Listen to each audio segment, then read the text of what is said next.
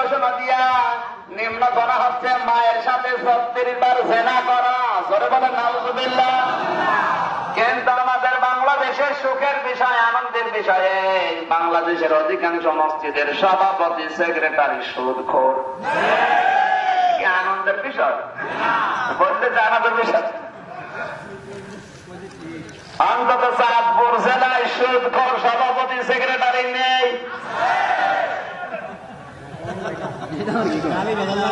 সুদখোর সভাপতি বানিয়ে রেখেছে, কারণ হচ্ছে মসজিদ টাইলস করে দেবে সুদের ওই টাকা দিয়ে। জোরে বলো সুবহানাল্লাহ।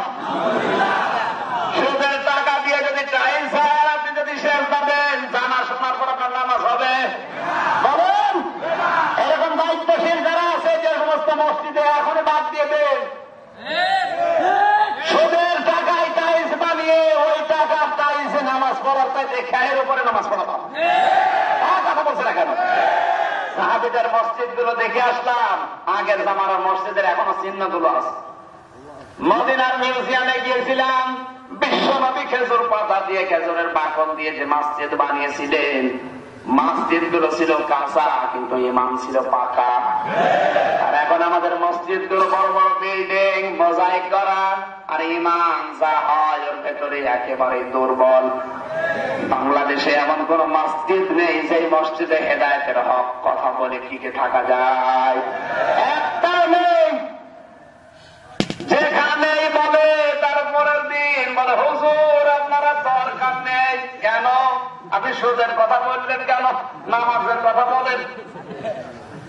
নামাজের কথা বলবো, সুদ খেলে যে নামাজ হয় না ওইটা তো আগে দরকার। কথা বলেন না কেন? তাওবা যারা করতে চান এই 3টা শর্ত মেনে নিন। যদি না নিতে পারেন, কিয়ামত পর্যন্ত এখানে মাহফিল শুধু হয়ে যাবে, আমাদের জীবনে কোনো উপকার হবে না। কথা বলছে না কেন? আদম নবীকে আল্লাহ মাফ করার পেছনে কারণে তিনি অপরাধ স্বীকার করেছিলেন, আর শয়তানকে মাফ না করার পেছনে কারণে অপরাধ করার পরও স্বীকার করে না। ও আর্গুমেন্ট পেশ করেছে, আল্লাহ ওর পেটে ভালো। আজ পৃথিবীতে অপরাধ করার পরে যারা স্বীকার করতে চায় না, ওরা মানবরূপী শয়তান। গম ধরার পড়ার তামাম পৃথিবী জেনেছে যে 2 নাম্বার গম, এরপরও অনেকে স্বীকার করে না। কথা বলছে না কেন? শয়তানকে যদি আল্লাহ মাফ না করে, এরকম মানুষকে মাফ করবে কি দেখে বলেন?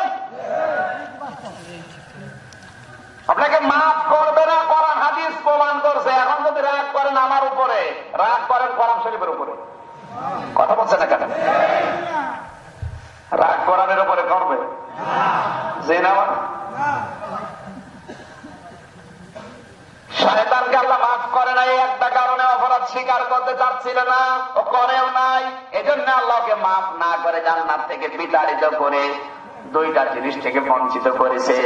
1 নম্বরে শয়তানকে কোনদিন ক্ষমা করবে না, 2 নম্বর কোনদিন শয়তানকে আমার আল্লাহর জান্নাতে দেবে না।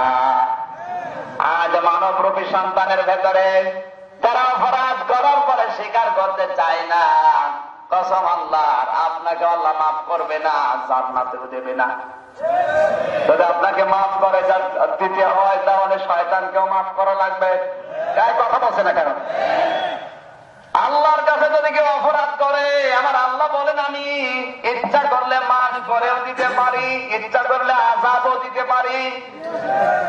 ফায়াগফিরু লিমান ইয়াশা ওয়া ইউআযযিবু মান ইয়াশা আল্লাহু আলা কুল্লি শাইইন কাদির। আমি আল্লাহ যাকে ইচ্ছা ক্ষমা করতে পারি, যাকে ইচ্ছা শাস্তি দিতে পারি, আমার ইচ্ছা।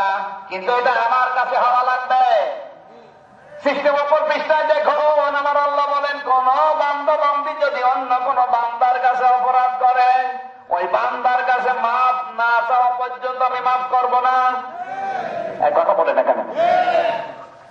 আপনার কোন অপরাধ যদি আমার কাছে হয়ে থাকে, আমার সম্মান নষ্ট করেছেন, আমার টাকা পয়সা আত্মসাৎ করেছেন, আমার পেছনে হামলা মামলা দিয়ে মিথ্যা মামলা জড়িয়েছেন, যতদিন পর্যন্ত আমি আপনাকে মাফ না করব, ততদিন আল্লাহ মাফ করবে না।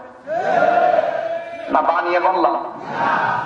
কোরআনে কারীম জানিয়েছে, ওমাইয়া কাসাবা খাতিয়াতান আও ইসমান সুম্মা ইয়ারমি বিহি বারিয়ান ফাকাদ ইহতামালা বুহতান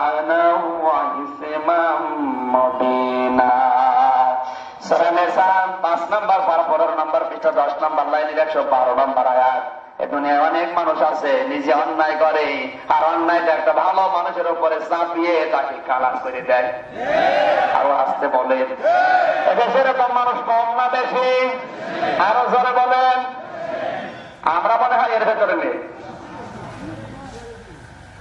তওবায় 3টা শর্তের উপরে কোরআন হাদিসের দলিল আছে। সূরা তাহরিম 8 নম্বর আয়াতের ব্যাখ্যা বললাম, ইয়া আইয়ুহাল্লাযীনা আমানু তুবু ইলাল্লাহি তাওবাতান নাসুহা। আল্লাহ আমাদেরকে কবুল করে নিন, এই তওবা করে যেন বাড়ি দিতে পারি। বলেন দরুদ আর সালাম এই মাসে বিশ্বনবীকে আল্লাহ পাঠিয়েছিলেন, এজন্য তার উপরে দরুদ সালাম পাঠ করছি।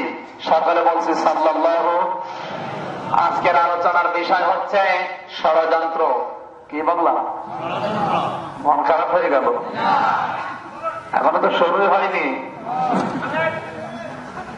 ষড়যন্ত্র কিভাবে চলেছে, কিভাবে চলছে, কিভাবে চলবে, এই আয়াত আজকে বলে দেবে। সূরা ইব্রাহিমের 46-47 নম্বর আয়াত।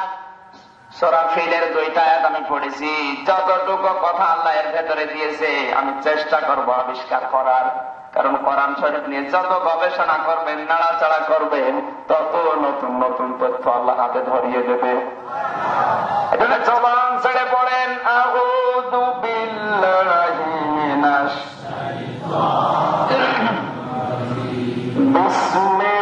বিসমিল্লাহির রাহমানির রাহিম। আলাম তারা কাইফা ফাআলা রাব্বুকা বিআসহাবিল ফিল আলাম ইয়াজআল কাইদাহুম ফি তাদলিল। ফিল নাম কি সূরা? আরো জোরে বলো। অনেকে মনে করছে ফিল যখন পড়েছেন, ফিল মানে যারাও তো পাওয়া যায় না। পাওয়া যায়? সচরাচর পাওয়া যায়। ফিল মানে কি? হাতি। হাতি যেহেতু পাওয়া যায় না, আওয়াজ কমে যায় কেন? মাইকের কানে আওয়াজ দরকার ভাই। দুই দিককার মাইক দুইটা আমার কানের থেকে দেন, এমনিতে গলা ব্যথা করছে। নাকি শেষ করে দেব? আমার ভাইরা, কোরআন শরীফ যেভাবে শুনতে হয় আরো একটি ভাবা লাগবে। এদিকে তাকান। ফিল মানে হাতি। যারা মনে করছেন সচরাচর পাওয়া যায় না, হুজুর হয় সুন্দরবনে যাক অথবা চিড়িয়াখানায় যাক, এখানে আলোচনা করে তেমন লাভ হবে না। কিন্তু এই সূরার ভেতরে আমার আল্লাহ এত কথা জানিয়েছেন, আমার মনে হয় বাংলাদেশের অবস্থা দেখে দেখে আল্লাহ এই সূরা নাযিল করছে। আজ খাপের খাপ মুমতাজের বাপ মিলিয়ে যাবে। কথা বলছেন এখন? আলাম তারা কাইফা ফাআলা রাব্বুকা বিআসহাবিল ফিল। হে নবী, আপনি কি হাতিওয়ালাদের সাথে আপনার রবের ব্যবহার লক্ষ্য করেছেন? এখানে কিন্তু আল্লাহ তারা শব্দটা দিয়েছেন। তারা মানে চোখ দিয়ে দেখা। তারা মানে কি বলেন? অথচ এই সূরাটা, এই ঘটনাটা তৈরি হয়েছে, সৃষ্টি হয়েছিল বিশ্ব নবী জন্মের 50 দিন আগে। নবীজি দুনিয়ায় আসার 50 দিন আগে ঘটনা ঘটে গেছে। নবী কি দেখেছে? জোরে বলেন। তাহলে তারা শব্দ আল্লাহ দিলে কেন? ভুল। জিনা মানে এখানে আসে। তারা মানে চোখ দিয়ে দেখা। আল্লাহ নাজারা দিতে পারতেন। আলাম নাজারা কাইফা ফাআলা, নাজারা দিয়ে তারা দিলেন কেন? মুফাসসিরিন ইকরাম যতগুলো কওল দিয়েছেন তাফসীরে তাবারী থেকে বলছে, 1 নম্বরে কওলে পৃথিবীর মুসলমানেরা চোখে দেখা জিনিস যেমন বিশ্বাস করে, তার চাইতে বেশি বিশ্বাস করে আল্লাহর কোরআনের কথা। এখানে চোখে দেখা জিনিস আমরা অত বিশ্বাস করি না, যত বিশ্বাস করে আল্লাহর কোরআন। কথা বলে ঠিক কিনা? আর নবীর বিশ্বাস তো আরো বেশি। আমার আল্লাহ এই জন্য তারা দিয়েছেন, হে নবী, চোখে দেখলে যেমন বিশ্বাস করতেন, আমি এখন আপনাকে যে ঘটনা শোনাবো এটা কিন্তু তার চাইতেও বেশি। যদিও আপনি দুনিয়ায় ওই সময় ছিলেন না।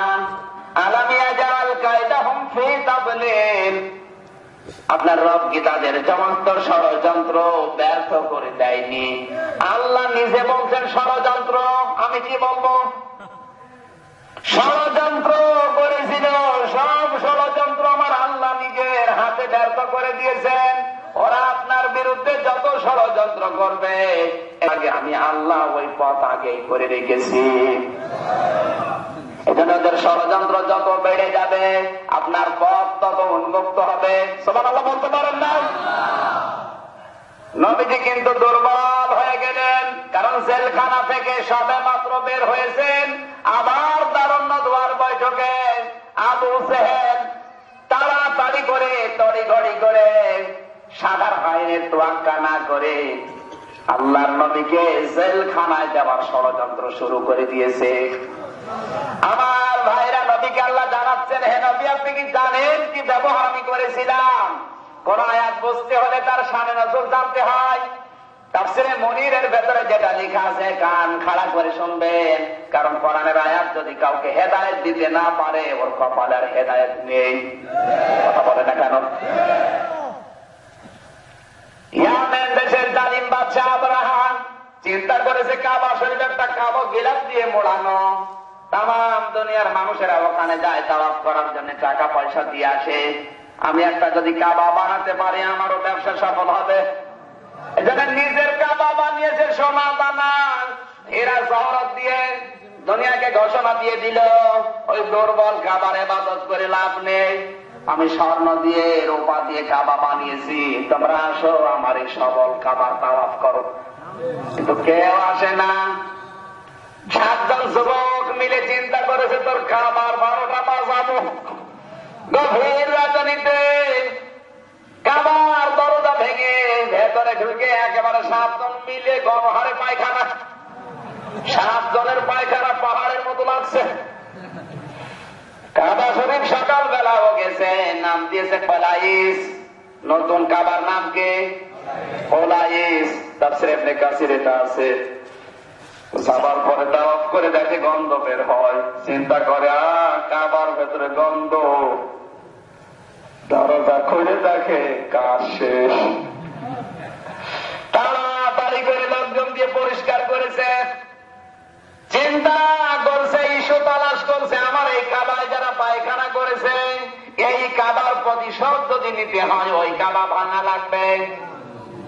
আজ পৃথিবীর ময়দানে নিজের ক্ষতি নিজে করে অন্যের উপরে দোষ চাপায়। কাবা শরীফ যেহেতু পায়খানা দিয়ে পরিপূর্ণ, তাড়াতাড়ি পায়খানা পরিষ্কার করে সোনা দানা যা ছিল মূল্যবান জিনিসগুলো ওখান থেকে নিয়েছে। নিয়েই ক্ষান্ত হয়নি, নিজের রাতের বেলা নিজের কাবায় আগুন লাগিয়ে দিয়েছে। নিজের কাবায় নিজে আগুন দিয়ে ইস্যু তৈরি করে অন্যের কাবা ভাঙার ষড়যন্ত্র। এই বুদ্ধি সর্বপ্রথম আব্রাহার মাথার ভেতরে এসেছিল। আজ পৃথিবীতে নিজের ক্ষতি করে অন্যের উপরে চাপিয়ে, নিজের ক্ষতি করে অন্যের উপরে চাপিয়ে কালার করা, ধ্বংস করার যে ষড়যন্ত্র, এটা আব্রাহার চিন্তা। এদেশে কারো বেড়ে নিয়ে চিন্তা আসে না? কত মানুষের বেড়ে এখন আব্রাহা হয়ে গেছে, ও নিজেও জানে না। মিলাবেন, খাবে খাবে মিলে যাবে। 60,000 সৈন্য নিয়ে হাতির বাহিনী নিয়ে আসতেছে, কাবা শরীফ ধ্বংস করবে। ধ্বংস করার জন্য ওয়াদি মুহাসসার নামক জায়গায় এসেছে। চিন্তা করছে কাবা একবারে ধ্বংস করা যাবে না, যারা দায়িত্বে আছে আগে তাদেরকে দুর্বল করা লাগবে। কাবার মেন দায়িত্বে ছিলেন বিশ্বনবীর দাদা আব্দুল মুত্তালিব। আগেই তার গরু ছাগল উট ভেড়া যেগুলো সব সিজ করেছে, সবগুলো আগেই ডাকাতি করে নিয়ে এসেছে। আব্রাহার বাদশা খবর দিল, ডাক দাও আব্দুল মুত্তালিবকে। আব্দুল মুত্তালিব এসে বলে, আমার ছাগল ভেড়া গুলো আপনি দিয়ে দেন। বলে, তোমার বুদ্ধি আছে জানতাম, কিন্তু তোমার তো বুদ্ধি নেই। কেন? আমি মনে করেছিলাম তোমার এই সমস্ত গুলো আমি চিজ করলাম, তুমি মনে হয় কাবা ভাঙতে আমার নিষেধ করবে।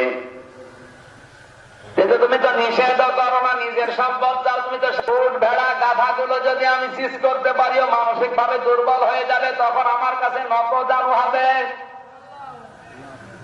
আপনার সন্তানের নামে যারা মামলা দেয়, আপনার ঘরে যারা আগুন লাগিয়ে দেয়, আপনার দোকানের শীত কেটে যারা চুরি করে, নিজের ছেলেটাকে যারা ধরিয়ে আবার 20,000 টাকা দিলে ছেড়ে দেয়, এদের চিন্তা ভাবনা এই আপনাকে দুর্বল করে ইসলাম থেকে খারিজ করে নিজের দলে নিয়ে যাওয়া।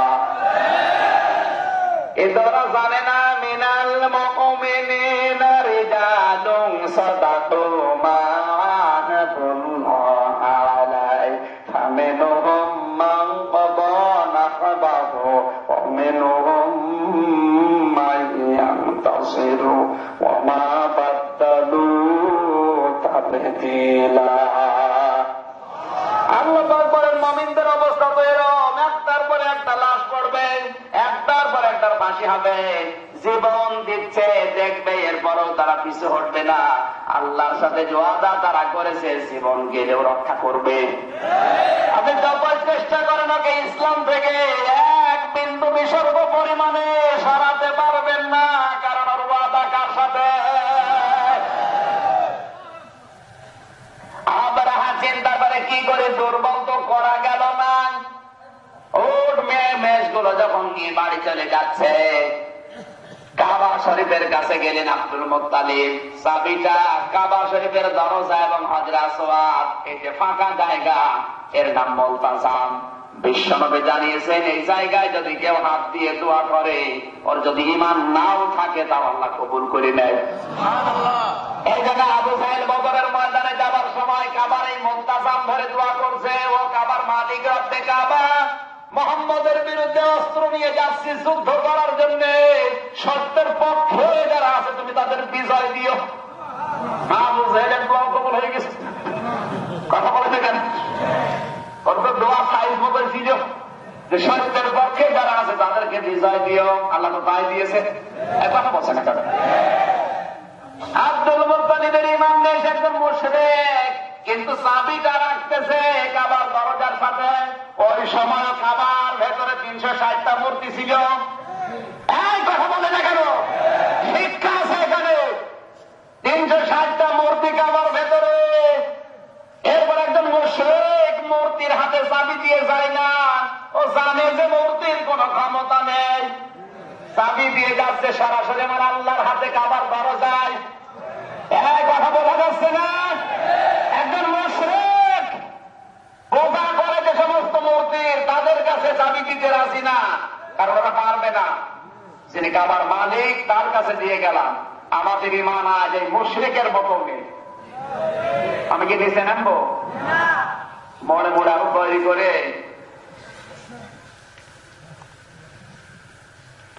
আমার ভাইরা, নিজের বাল বাচ্চা বিবি আশপাশের লোকজনকে একটা পাহাড়ের ভেতরে তিনি আশ্রয় নিলেন। ডাক দিয়ে বললেন এখানে আশপাশে কেউ থাকবে না, কারণ আল্লাহ গজব এখানে নাজিল করবে।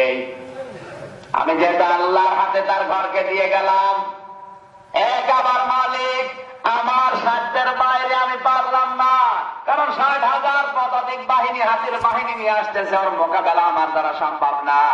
আজ পৃথিবীতে ইসলাম যতটুকু আছে, কেউ যদি ধ্বংস করার জন্য আবরাহার মতো 8-7 করে আসে, পৃথিবীর মানুষের যদি সামর্থ্যের বাইরে চলে যায়, এই মুসলিম মানুষগুলো যখন আমার আল্লাহর কাছে দুহাত তুলে বলে আল্লাহ আমরা আর পারলাম না, তোমারটা তুমি বাঁচাও, আল্লাহ পাক বলেন তখন আমি নিজে দায়িত্ব নিয়ে নেই। আমার ভাইরা, 60,000 হাতের বাহিনীর সামনে যেটা ছিল নাম তার মাহমুদ। নাম কি? এই মাহমুদ নামক হাতিটাকে পিটাচ্ছে, যার সামনে যান। তাফসিরে লিখেছে এত পিটানো পিটায় ওর সামনে যেতে চায় না, চোখ দিয়ে পানি ঝরে, শরীর দিয়ে রক্ত পড়ে, আল্লাহকে ডাক দিয়ে বলে রব্বুল আলামিন তোমার ঘর কাবা, আমার জীবন গেলেও আমি ভাঙতে যাব না। একটা মনের পশু হাতি, সে আল্লাহর কাবা ঘরের মর্যাদা জেনেছে, কিন্তু বাংলাদেশের জাতীয় পশু চাইটা ও কাবা শরীফ গালি দিয়েছে। কপাল ভালো ছিল যে জেলখানায় ছিল, বাইরে থাকলে জনগণ পশমও পেত না। কথা বলেন, নিচে নামা লাগবে। আমার ভাইরা, শিক্ষা দিচ্ছিলাম। ওর রক্ত ঝরে শরীর দিয়ে, চোখ দিয়ে পানি পড়ে, ডাক দিয়ে বলে কাবার মালিক, আমার জীবন গেল, আমি আর ছাড়বো না। সঙ্গে সঙ্গে আমার আল্লাহ ডাক দিয়ে বলে আবাবিল, জান্নাতের পাখি তোরা কই, জাহান্নাম থেকে 3টা করে কঙ্কর নিয়ে চলে যা। তাফসীরে মুফাসসির লিখেছেন প্রতিটি পাখির ঠোঁটে 1টা, 2 পায়ে 2টা করে পাথর ছিল। প্রতিটি পাথরে লেখা ছিল এইটা পড়বে অমুকের ছেলে, অমুকের পিঠে। আল্লাহ বলেন কাউস ফিম্মা গো, যার উপরে 1টা পাথর পড়ে জায়গায় ছানা পড়া হয়ে যায়। এই আসফন শব্দের শাব্দিক অর্থ হচ্ছে ঘাসের চর্বি। এমন অবস্থা তৈরি হয়েছে, কোনটা মাটি, কোনটা হাতি, কোনটা মানুষ আর চেনা যাচ্ছিল না। একটা পাখি এসে চিন্তা করছে আমার ঠোঁটে যে পাথর, এটা পড়বে অমুকের ছেলে, অমুকের পিঠে, কিন্তু সে শয়তানকে তো দেখি না। ও মানে আগেই পালিয়েছে। তাড়াতাড়ি করে ওর পেছনে ছুটতেছে পাখি। দৌড়াতে দৌড়াতে এক ঘরের ভেতরে আশ্রয় নিয়েছে। পাখি যে ঘরের ওপরে পাথর দিয়েছে, ঘর সুদ্ধা মাটির সাথে মিশে গেছে। আজ তারা ইসলামের বিরোধিতা করছ, আমার আল্লাহ কিছু বলে না, ইন্না বাদশা রব্বিকা লাশাদীদ, আমি কাউকে কিছু বলি না, যদি ধরি তারে আর ছাড়ি না। আল্লাহর শাস্তি যদি এসে যায়, ঘরে না কবরে এসে মরা লাগবে। কয়েক মিনিটের ভেতরে সব শেষ হয়ে গেল। নবীজি জন্মের 50 দিন আগে ঘটনা ঘটে গেছে। আল্লাহর নবীকে আল্লাহ পাক ডাক দিয়ে বলে, হে নবী, আপনি আফসোস করেন জেলে যাওয়ার পর, কোন চিন্তা নেই, কোন ভাবনা নেই। এই কাবা শরীফ ধ্বংস করতে এসে আবু সাইদের পূর্বপুরুষ যারা, ওদেরকে আমি মাটির সাথে মিশিয়ে দিয়েছি। এই কাবার মালিক আমি আল্লাহ, আপনি আমার রাসূল, আপনাকে আমি আমার বিধান দিয়ে পাঠালাম। ওরা কাবা শরীফ দিয়ে ইনকাম করে খায়, উপায় করে খায়, আর কাবার মালিকের হুকুম মানে না।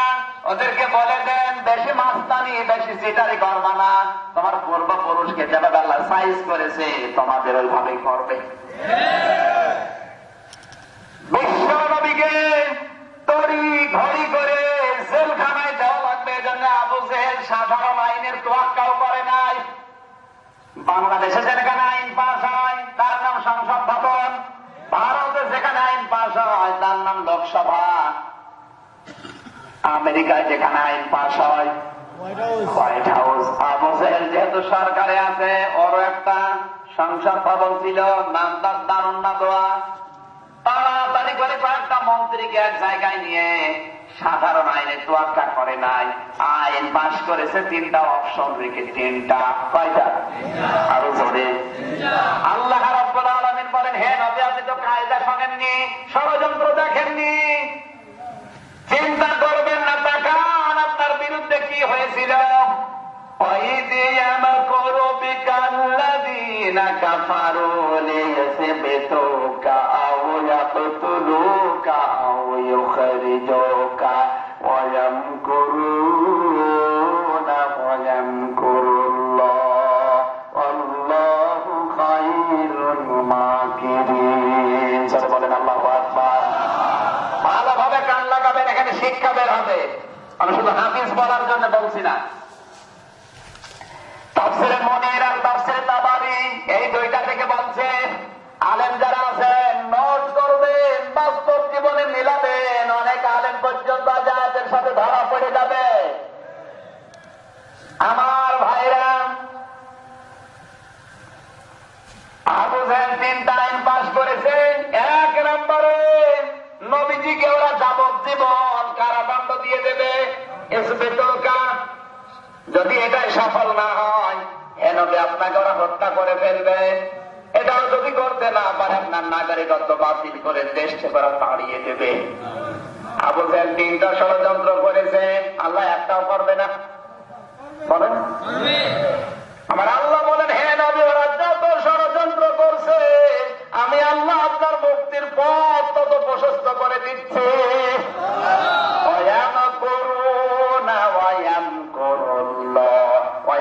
এটা মজাদের আলোচনা, বর্তমান ভবিষ্যৎ, প্রেজেন্ট ফিউচার। শুধু আপনাকে না, কিয়ামত পর্যন্ত যাদের বিরুদ্ধে 3টা ষড়যন্ত্র হবে, আমি আল্লাহ তাদের 3টি ষড়যন্ত্র তৈরি করে রাখবো, কারণ আল্লাহ খায়রুল মাকিরিন, আমি আল্লাহ সবচাইতে বড় কৌশলী। ওরা 50 বছর পরে কি রায় দেবে, কি সিদ্ধান্ত নেবে ওরা জানে না, কিন্তু আমি আল্লাহ। কথা বলে না কেন? তড়ি ঘড়ি করে আইন পাস করেছে আবু জাহেল 3টা। প্রথম বছরে নজরবন্দি করেছে নবীকে, শুধু বিশ্ব নবীকে না, আল্লাহর নবীর 52 জন লোক ছিল ওই সময়, 42 জন সাহাবী, 11 জন সাহাবিয়া। সে সময় শুধু এই মানুষগুলোকে নজরবন্দি করে ফেলেছে। আবু বকর আছে, ওসমান আছে, তলহা আছে, জুবাইর আছে, এমনকি মা খাদিজাতুল কুবরা আছে, বিশ্বনবীর চাচা আব্দুল মুত্তালিব, আবু তালিব পর্যন্ত ছিল। এদেরকে 1 বছরে নজরবন্দি করে দুনিয়ার মানুষকে আবু জেহেল জানিয়েছে মুহাম্মদকে শাস্তি দেওয়া এটা জাতীয় দাবি। কি দাবি? আরো জোরে। আজ পৃথিবীর দিকে তাকান, আবু জেহেলের চিন্তা ভাবনা যাদের, এরা কিন্তু নবীর উত্তরসূরিদেরকে যখন প্রথমে ধরে ওরা বলে এদেরকে শাস্তি দেওয়া জাতীয় দাবি। কথা বলছে না কেন? মিলে গেলেন করবো কি? 1 বছর এভাবে নজরবন্দি করে রেখেছে। দ্বিতীয় বছর সামাজিক ভাবে বয়কট করেছে, কেউ আর তার কাছে সম্পদ বিক্রি করবে না, কোন দোকানে যেতে পারবে না। তৃতীয় বছরে শিয়াবে আবু তালিবের ভেতরে বন্দী করে দিয়েছে লোহার বেড়া দিয়ে। আল্লাহর নবী এত কষ্টে ছিলেন এই 3টা বছর। বিশ্ব নবী বলেন আমাদের পোশাক বন্ধ হয়ে গেছে, পায়খানা হতো ছাগলের নাদির মতো। এত কষ্ট সহ্য করে আছে, আমার আল্লাহ মনে হয় বসে আছে? বলেন ইন্নাহুম ইয়াকিদুনা কায়দা ওয়া আকিদু কায়দা ফামাহিলুল কাফিরিনা আমহিলহুম মারওয়াইদা। আল্লাহ পাক বলেন মানুষ যখন ষড়যন্ত্র করে রাসূলের বিরুদ্ধে, নায়েবে রাসূলের বিরুদ্ধে, ইসলামের বিরুদ্ধে, আমি আল্লাহ ঢিল দিয়ে দিয়ে ছবি ওদেরকে মারি। কথা বলছে না কেন? এখানে ষড়যন্ত্র যখন যে করতে থাকে তখন আল্লাহ ঢিল দিয়ে দেয়। কথা বলছে না কেন? বিলাল যখন ইঁদুর ধরে, ইঁদুর ধরার পরে ছেড়ে দেয়, ইঁদুর যখন সামনে যেতে চায় আবার খপ করে ধরে, আবার সামনে যেতে চায় আবার খপ করে ধরে। 3-4 বার খেলানোর পরে যখন ইঁদুরটা জোরে দৌড় দিতে যাবে, বিড়াল তখন খপ করেছে ভিতরে কসমস করে খেয়ে ফেলে। আল্লাহ বলেন আমি ঠিক এই কায়দায় ঢিল দিতে থাকি, আরেকটু বড়, আরেকটু বড়, আরেকটু বড়। আমার মনে হয় আল্লাহ এই খেলা এখন বাংলাদেশে শুরু করে দিয়েছে। আমি কি করবো বলেন তো? সব মিলিত আছে। আল্লাহ যদি এই খেলা শুরু করে তাহলে আল্লাহকে মানা করেন আমরা এই খেলার দরকার নেই। আল্লাহ কিন্তু খেলা শুরু করে দিয়েছে, কারণ ফামা হিলুল কাফিরিনা আমি হিলুম রুয়াইদা। রুয়াইদা মানে ঢিল দেওয়া। আমার ভাইরা, আবু জেহেল তো মহা চিন্তায় আছে, কয়েকদিনের ভেতরে আমার মনের আশা পূরণ হয়ে যাবে, মুহাম্মদকে না খেয়ে খেয়ে মরা লাগবে। এ চিন্তা কার? আবু জেহেল। এটা মানে আল্লাহর চিন্তা আলাদা, কারণ অয়াম করো না অয়াম করুল্লাহ। আল্লাহ বলেন আমার চিন্তা তো আলাদা। অমাকারু অমাকারাল্লাহু আল্লাহু খায়রুল মাকিরিন। এ নবী আপনি জানেন না সূরা আলে ইমরানের 54 নম্বর আয়াত, 154 নম্বর আয়াত। হে নবী আপনি হয়তো জানেন না, ওরা যে ষড়যন্ত্র করেছে আমি আল্লাহ সবচাইতে বড় কৌশলী। ওদের যে ষড়যন্ত্র ওটা 1 দিন 2 দিন 3 দিন পরে শেষ হয়ে যাবে। আমি আল্লাহ যে কৌশল করি কিয়ামত পর্যন্ত ওটা শেষ হবে না। এদের যে ষড়যন্ত্র, ওয়াকাদ মাকারু মাকরাহুম ইনদাল্লাহি মাকরুহুম, আমার আল্লাহর কাছে ওর ষড়যন্ত্র জানা আছে না নেই? ওয়াইন কানা মাকরুহুম লিতাযুলা মিনহুল জিবাল, ওরা পাহাড় পর্যন্ত টলে যেতে পারে এরকম ষড়যন্ত্র করেছিল। তার তুলনায় এখন তো কিছুই না। কথা বলছে না কেন? ফালা তাহসাবান্নাল্লাহা গাফিলান মুখলিফা ওয়াদিহি রাসূলা।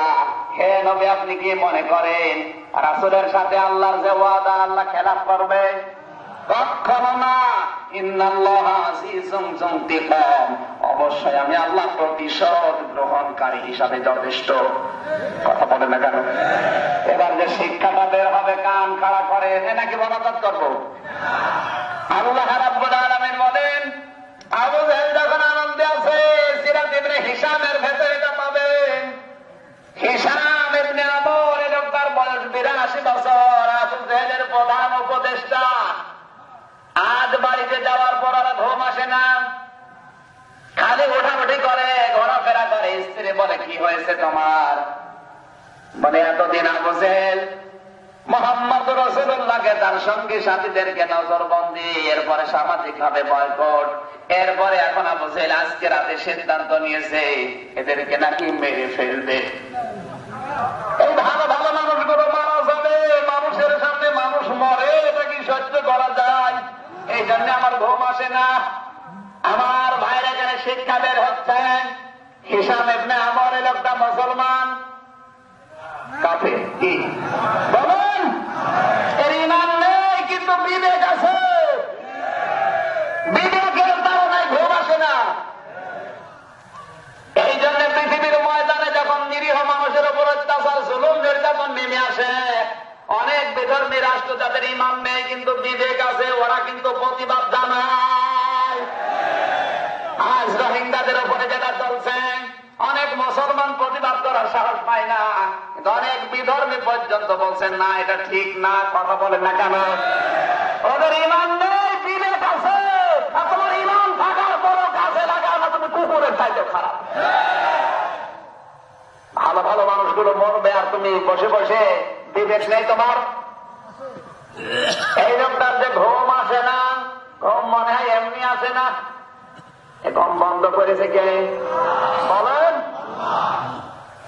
ওর বউ বলে, তুমি চুপ থাকো, আর বেশি কথা বলবো না, আবু জাহেল তোমারে ছাড়বে না। তুমি বৃদ্ধ মানুষ, 82 বছর তোমার বয়স, তোমাকে প্রধান উপদেষ্টা বানিয়েছে, কিন্তু বিশ্বনবী মুহাম্মদ রাসূলুল্লাহর মুক্তির কথা বললে তোমাকেও ছাড়বে না। হিশাম ইবনে আমর বলেন, না, আমার জীবন যেই কয়দিন আছে এমনিতে আমার ঘুম আসে না, আমার শরীর ফ্যাকাশে হয়ে যাচ্ছে, এমনিতেও মারা যাবো, অমনিও মারা যাবো। বিবেক যখন আছে, বিবেকটা কাজে লাগাবো। কে করে এখন আমি চলে যাবো এই মরুভূমির ভেতরে। এমনিতে ওই দেশে গরমের সময় গরম বেশি, শীতের সময় শীত বেশি। মুরব্বী মানুষ লাঠি হাতে নিয়ে ঠোক ঠোক করতে করতে গেছে আর একজনের বাড়িতে। আমি যদি একা না পারি, লোকজন আরো আছে, তাদের সাথে পরামর্শ করবো।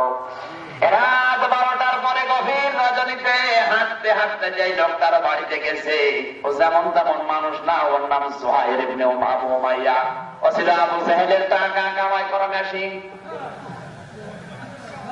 আজ পৃথিবীতে অনেক নেতা আছে, সরাসরি কাজ করে না, টাকা কামাই করা মেশিন রেখে দিয়েছে। কথা বলছে না কেন? সব জায়গায় মেশিন গুলো কাজ করে। ব্রিজের টাকা, টোলের টাকা, নদীর টাকা, বাজারের টাকা, এমন হাজারো জায়গায় টাকা কামাই করা মেশিন সেট করা আছে। ওরা কামাই করে নিয়ে আসে, অ্যাকাউন্টে জমা দেয়। জোরে বলেন সুবহানাল্লাহ। জুহাইর ছিল এরকম টাকা কামাই করা। বলেন, ওর বাড়িতে যাওয়ার পরে লক করেছে, দরজা খুলে দিয়েছে এক ডাকে। কি এত রাতে ঘুমাওনি? মানে ঘুম আসে না কেন? ঘুম আসে না এই কারণে, মোহাম্মদ জেলখানায়, আমার মা এদিকে আমার নামে বরদোয়া দিচ্ছে। মোহাম্মদ জেলখানায়, মা বরদোয়া দিচ্ছে কেন? কারণ এই মা, ওই মা বিশ্বনবী মুহাম্মদ রাসূলুল্লাহ সাল্লাল্লাহু আলাইহি সাল্লামকে যেদিন নবীজির মা ইন্তেকাল করে আমেনা, ওই দিন উম্মে আইমান নামক এক মেয়ের হাতে আল্লাহর নবীকে তুলে দিয়েছিলেন।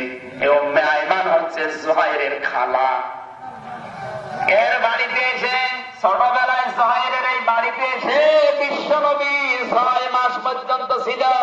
জুহাইর নবীজির 3 মাসের ছোট, দুইজনে এক জায়গায় থাকতো। জুহাইরের মা এতদিন জানতো না, জানতে পেরেছে সকালবেলা যে মোহাম্মদ জেলখানায়। ডাক দিয়ে বলে, জুহাইর তুমি বড় মস্তান, আবু জাহেলের টাকা কামাই করে নাও, কিন্তু জানতে পেরেছি মোহাম্মদ জেলখানায়। তোমার আমি মা হয়ে আদেশ দিলাম, তুমি যদি মুক্ত করতে তাকে না পারো আমাকে মা বলে ডাকবা না। এখন আমার বাড়ি সামলানোই দুষ্কার হয়ে গেছে।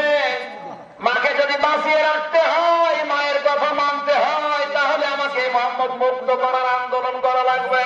তাহলে আমিও এসেছি ওই কারণে। দুইজন দিয়ে হবে না, তোর আবার আর একজনের কাছে যায়।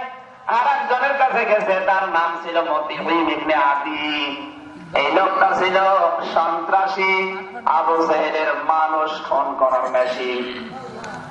আজ পৃথিবীতে অনেক নেতা এমন আছে নিজে কিচ্ছু করে না, মেশিন বানিয়ে রেখেছে। মেশিন নেই, নিজে কিচ্ছু করে না, মেশিন বানানো আছে। মেশিনরা শুধু ফেলে দেয়। এই মতে ছিল এরকম মেশিন। আবু জাহেলের নির্দেশে কত মানুষ খুন করেছে নিজেও জানে না। এরকম ভয়ঙ্কর সন্ত্রাসী। ওর বাড়িতে যাওয়ার পরে নক করেছে, দরজা খুলে গেছে, যাকে কান্নার আওয়াজ আসে। কি এত রাতে কান্না কেন?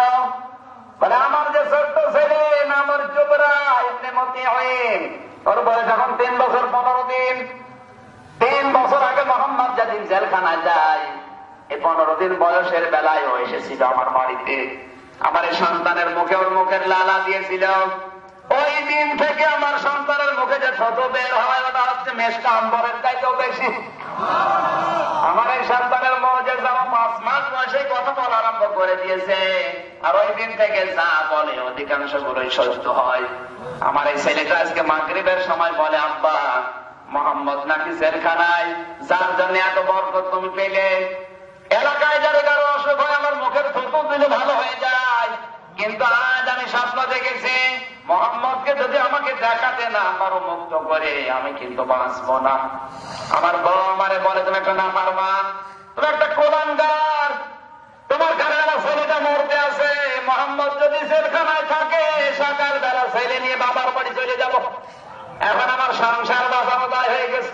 আমার ছেলে মরে যায়, আমার বউ চলে যায়, মোহাম্মদকে আমাকে মুক্ত করাই লাগবে।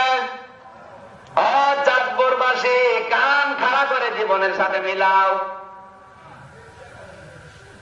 ডাক দিয়ে বলে, কি করতে চাও? বলে, কি করতে চাই বসি না, মোহাম্মদকে জেলখানা থেকে মুক্ত করাই লাগবে। ঠিক আছে, আমরা 3 জনে হবে না, চলো আর একজনের কাছে যাই। যার কাছে যাবে ওর নাম মুখতার ইবনে হিশাম। ও ছিল আবু জাহেলের বডিগার্ড, খালাতো ভাই।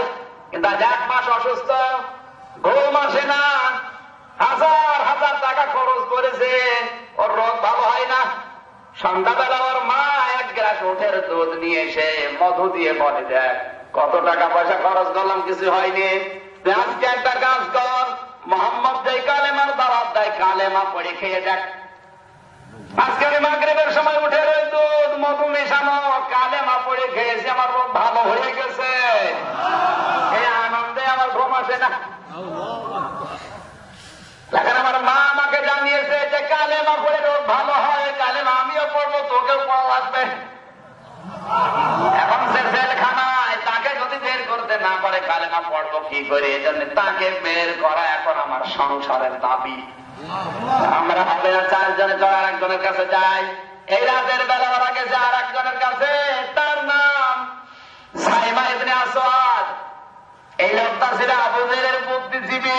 নবীকে জেলখানায় দেওয়া, আল্লাহর নবীকে নজরবন্দি করা, হত্যার আদেশ দেওয়া, সাহাবীদের উপরে জুলুম নির্যাতন চালানো সব হয়েছে সাইমা ইবনে আসওয়াদ এই বুদ্ধিজীবীর কারণে। কিন্তু এই লোকটার আজ ঘুম আসে না। মুরব্বী মানুষ এই জন্য ওকে বুদ্ধিজীবী বানিয়েছে। আজ পৃথিবীর দিকে তাকান, অনেক বুদ্ধিজীবী কাজ নেই কাম নেই, শুধু ইসলামের বিরুদ্ধে বুদ্ধি দেয়। কিন্তু খুশির বিষয় হচ্ছে এই সাইমার মা হযরতে হালিমা সাদিয়ার ছোট বোন। আল্লাহর নবী যখন হালিমার বাড়িতে ছিল, এই সাইমার মা তখন যুবতী। হালিমার বাড়িতে মাঝে মাঝেই বেড়াতে যেত বোনের বাড়িতে, আল্লাহর নবীকে কোলে নিয়ে। ওই জায়গাগুলো দেখলাম বিশ্ব নবী তায়েফে, যেখানে হালিমার বাড়িতে খেলা করতেন। আমার ভাইরা, সাইমার মা রেসিপি মোহাম্মদ রাসূলুল্লাহর এতিম সাহাবী আমার এখনো মনে পড়ে। জানতে পেরেছি জেলখানায় আছে, তুমি তো সরকারের দলে এত কিছু করতে পারো, মোহাম্মদকে মুক্ত করে আমাকে দিতে পারো না? আমি আজকে রাতে স্বপ্ন দেখেছি মোহাম্মদ যদি মুক্ত না হয় তুমি মাকে হারাবে। ও মুরব্বীরা তোমরা এসেছো, আমি তো আগেই ব্যস্ত। আমার মাকে বাঁচাতে হলে এখন মোহাম্মদকে মুক্ত করাই লাগবে। আপনি যা দিয়ে ষড়যন্ত্র করছেন ওইটা উল্টি আমার আসলে ইসলামের পক্ষে কাজে লাগাবে। বলে কি করা যায়? চলো পাঁচজন বেরিয়ে গেল। হাজ্জাজ নামক পাহাড়ে উঠল। 5 জন হাতের উপরে হাত দিয়ে শপথ বাক্য পাঠ করছে। এখানে শিক্ষা হচ্ছে এটা, এই যে 5 জন একটা মুসলমান। আরো আসতে বলেন, একটারও ঈমান নেই কিন্তু বিবেক আছে। বলেন, বিবেকের কারণে তারা নিরপরাধ মানুষকে মুক্ত করার জন্য আন্দোলন গড়ে তুলছে। আজ কোরআনের কর্মীরা কত জেলখানায় আন্দোলন করছে। তুমি দল আলাদা করো, তবে কি হয়েছে? তোমার বিবেক নেই। তুমি মারা যাও, কোথাও কাঁদবে না। ও মারা গেলে তো মানুষ কাঁদে, তুমি মারা গেলে কুকুরও কাঁদবে না। তোমার বিবেকটাই কাজে লাগে না, তুমি মানুষই নেই। তার তো খারাপ হয়ে গেছে। চাঁদপুরে এসব নেই। আজ পৃথিবীর মা গুলো, বাংলাদেশের মা গুলো যদি সাইমার মায়ের মতো বলে সন্তান তুই দল করিস আলাদা, অসুবিধা নেই, কিন্তু কোরআনের কর্মীরা হাজার হাজার। আমি কোন অপরাধ করেছিলাম আমাকে জবাব দাও। কেন আমার 3টা বছর জীবন থেকে নষ্ট করে দিলে? এই 3 বছর আমি হাজার হাজার মানুষকে জাহান্নাম থেকে বাঁচিয়ে জান্নাতের পথ দেখাতে পারতাম। বলে না কেন? আমার মনে হয় 1500 বছর আগে শুধু বিশ্বনবী এই কথা বলেছিল কাবার চত্বরে, এখন আর কেউ বলে না। আজ পৃথিবীতে অনেক আলেম নবীর উত্তরসূরি নায়েবে রাসূল যদি বের হতে পারে আমার মনে হয় এই কথাই বলবে। বাংলার মুসলমানেরা কোন অপরাধ আমার 7 বছর কেন জেলে দিলে? কায়দা হোম আছে, হোম শব্দটা বহু বছর। শুধু আবু জাহেলের ষড়যন্ত্র না, শুধু আব্রাহার ষড়যন্ত্র না, কিয়ামত পর্যন্ত যারা ষড়যন্ত্র করবে আমি আল্লাহ কিন্তু তাদের পেছনে তাবলীগ দেখে আছি। সুবহানাল্লাহ বলতে পারেন না? আমার মনে হয় আল্লাহ এখন আর নেই, অনেক দুর্বল হয়ে গেছে। এমনিতে কাউকে কিছু বলে না। ইন্না বাতশা রাব্বিকা লাশাদীদ। আল্লাহ বলেন আমি কাউকে কিছু বলি না, ধরিও না। যদি একবার ধরি ওর বংশ পর্যন্ত উপড়িয়ে ফেলি। আমরা আল্লাহর এই ফি তাবলীগ দেখার আশায় আছি। কথা বলছে না কেন? পরের আয়াত বলবো, মন খারাপ হয়ে যাবে না তো? জবান ছেড়ে আল্লাহকে ডাকেন সুবহানাল্লাহ, আলহামদুলিল্লাহ,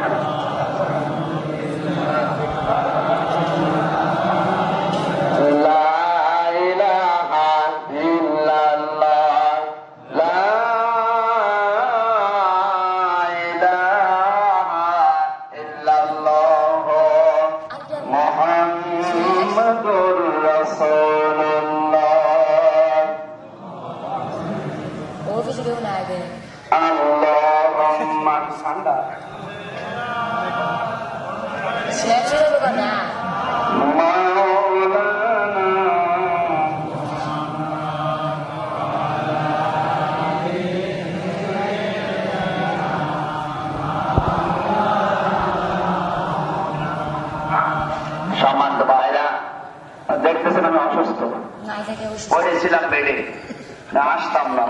শুধুমাত্র চাঁদপুর, কুমিল্লা এই 2 জেলার নাম শুনলে আমি আর থাকতে পারি না। বাড়ি থেকে আমার মা বলছে যাওয়ার দরকার নেই। পাওয়ারওয়ালা বড়ি দিয়েছে 500 পাওয়ারে। এমনিতে মানুষ দুর্বল হয়ে যায়। আর একাধারে চলছে 7 দিন। এদের খুব অবস্থা খারাপ, গলা এমনিতেই ব্যথা করছে। তারপর আস্তে আস্তে অনেক দেরি হয়ে গেছে। একটা মাহফিল তো ঝামেলায় পড়েছিলাম। আজকের মতো একটু মাফ করে দেন। আগামী কয় তারিখে জানে মারুকা মাহফিল আছে, মারুকা 19 তারিখে, 19 মারুকা আছে। ওই দিন একটা বিষয় নতুন করে সাজিয়ে বলবো। আজকের মতো বিদায় নিচ্ছি। আমার ভেতরের অবস্থা ভালো না, বেশি চাপ দিলে শেষে গরু দিয়ে চাষ করবেন, গরুই মরে যাবে।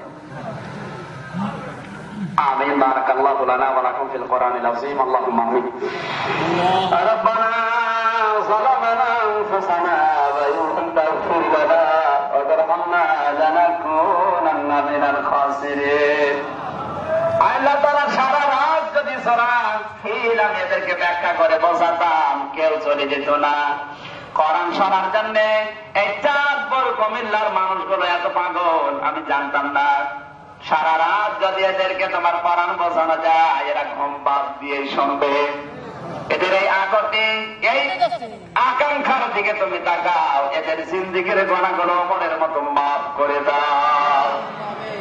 4 দিন তাফসীরুল কোরআন মাহফিল বারগাঁও ইসলামী পাঠাগার সমাজ কল্যাণ পরিষদের উদ্যোগে সমাপনী রজনীর এই হাজার হাজার জনতা তোমার শাহী দরবারে হাত তুলেছে।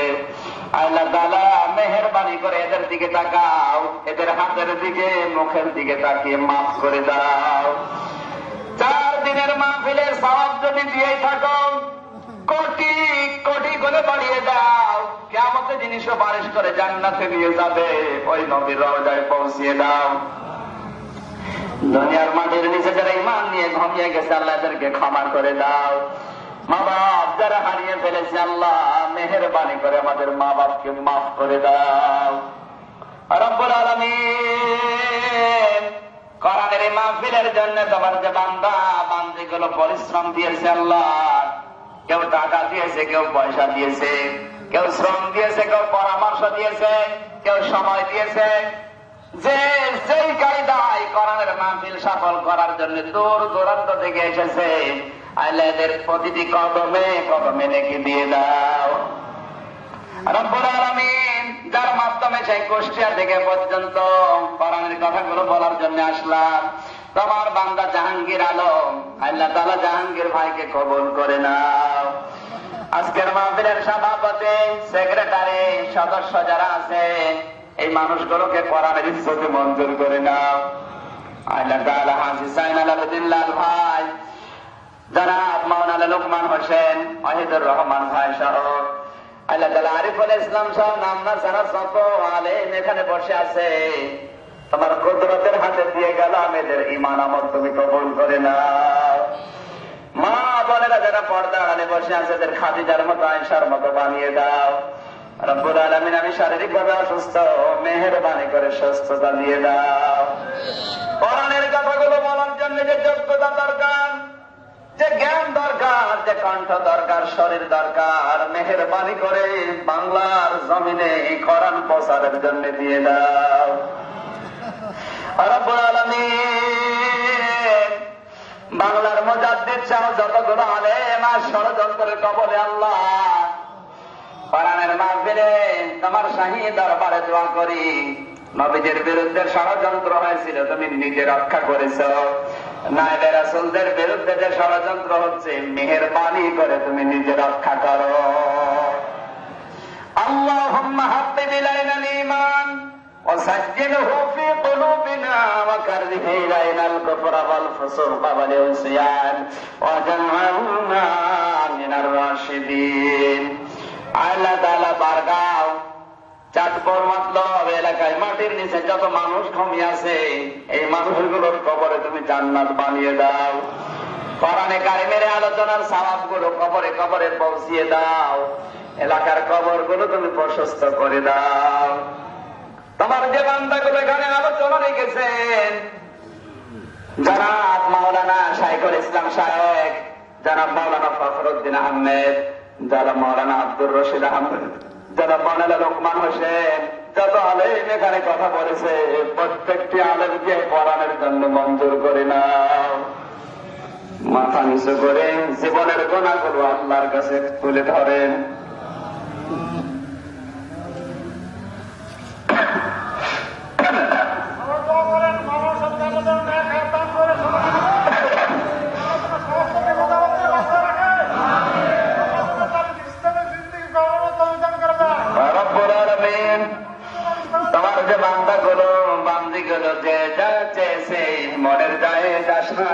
গুলো পূর্ণ করে দাও। আল্লাহ তাআলা আমার মা বাপকে মাফ করে দাও, আমার স্ত্রীকে মাফ করে দাও। যারা আজ মা বাবার জন্য, স্ত্রী সন্তানের জন্য আমিন আমিন করেছে, এদেরকেও কবুল করে নাও। আমার ছোট্ট মেয়ে 3 বছর বয়স, জান্নাতুল মাওয়া, কোরআনের মাহফিলে দোয়া করে আল্লাহ তুমি ফাতেমাতুজ জোহরার মতো বানিয়ে দাও। আগামীতে এই মাহফিলটা কোরআনের প্রসারের জন্য বিশাল আকারে মঞ্জুর করে নাও। সুবহানা রাব্বিকা রাব্বিল ইজ্জাতি আম্মা ইয়াসিফুন ওয়া সালামুন আলাল মুরসালিন আলহামদুলিল্লাহি রাব্বিল আলামিন। মরণ যেদিন আসবে তোমার ওই পবিত্র কালেমাটা আমাদের এই নাপাক জবানে দিয়ে দিও। লা ইলাহা ইল্লাল্লাহু মুহাম্মাদুর রাসূলুল্লাহ।